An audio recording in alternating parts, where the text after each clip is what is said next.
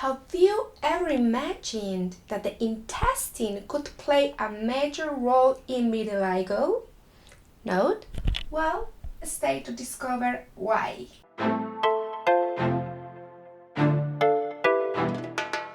Hello everyone! Thank you for being here. Welcome to my channel, My Vitiligo and I. I am Veronica and today I'm very happy to talk about that topic that I found very interesting. Why vitiligo starts? Well, vitiligo, as well as other diseases, is a form of warning that something is not doing well. It's the way our body and brain want to tell us something. Okay? When we refuse to confront a situation or an emotional problem, it descends into the physical to make our brains pay attention about that. Okay? That's on the emotional side, but let's go to the biological part.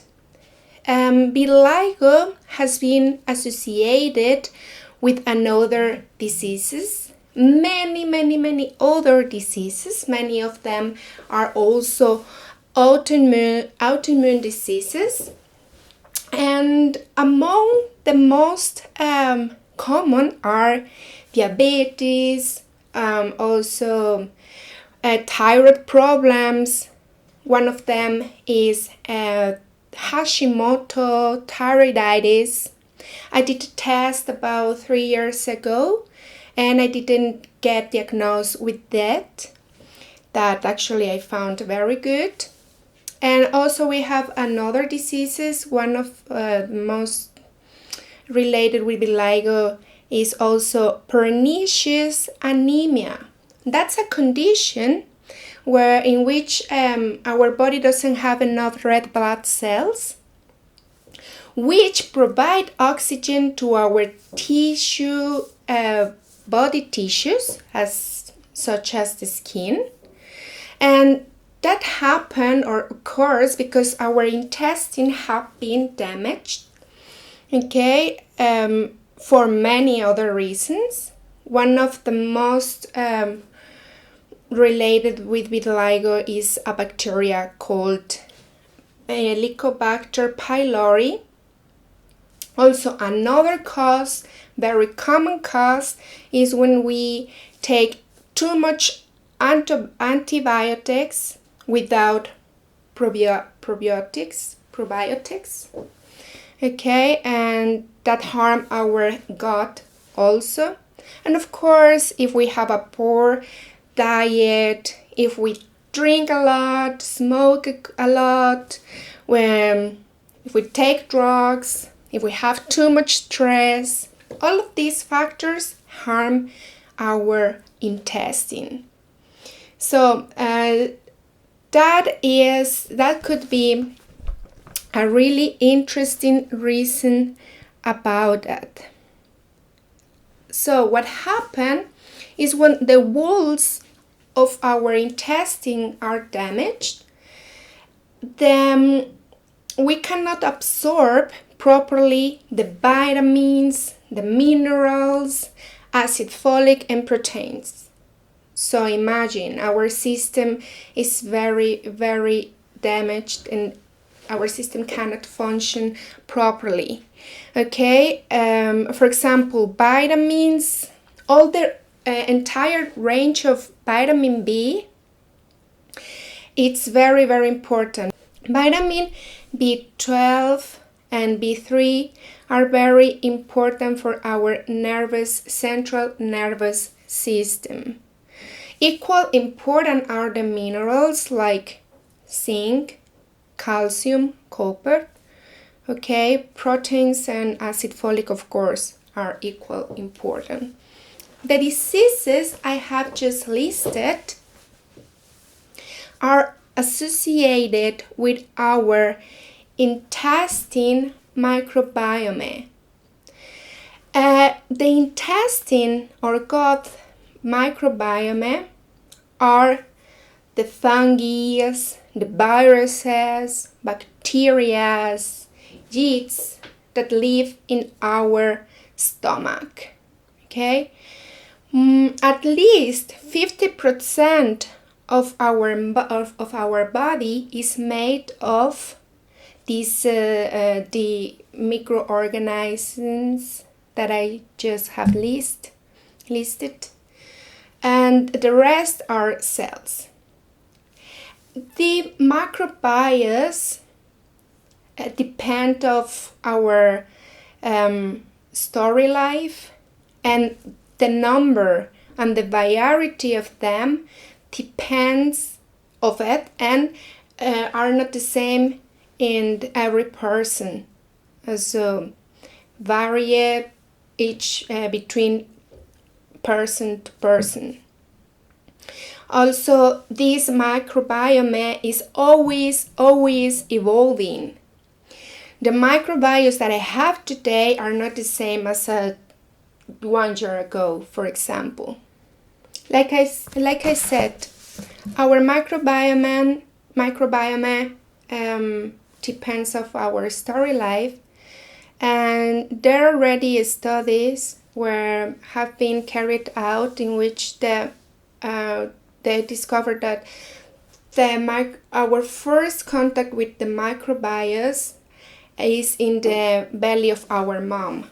Okay, so who is our mom? Which microbiomes she has?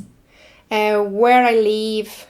Where have been lived? I mean, if I lived in another country, also that affects or influence the microbiome.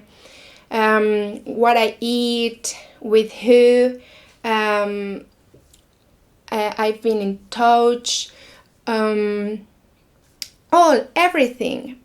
everything influences the microbiome. So it's very important to pay attention about it. A study has already been done with persons with vitiligo, and they found that in the white part we have less variety and we have less microorganisms than in the normal skin. So that is very interesting, but unfortunately there is not more advance about that. It's a little bit poor, the investigation, but I found that interesting. Also, in short, our microbiome influences, and it is with us in our entire life, from the birth and throughout life, controlling the digestion of food, central nervous system, immune system, and very interesting, brain functions related to stress, depression, and anxiety. So that affirms the relationship between the intestine and the brain. Thus have been called the brain-intestine axis. Another relevant fact that I found is that the people with vitiligo and other diseases, at least 90% of them have, in the studies that they made, they found that we have very less acid in the stomach. Actually, there is a home test where you can discover if you have less acid in your stomach. In another video I will show you that. Okay, so subscribe, don't forget it, and hit the bell button to know where the information come out. In conclusion, if we manage the health of our microbiome or our intestine, we could be able to solve some diseases or ailments, and probably we can improve the health of our skin, and probably we can really find a solution about vitiligo or with vitiligo.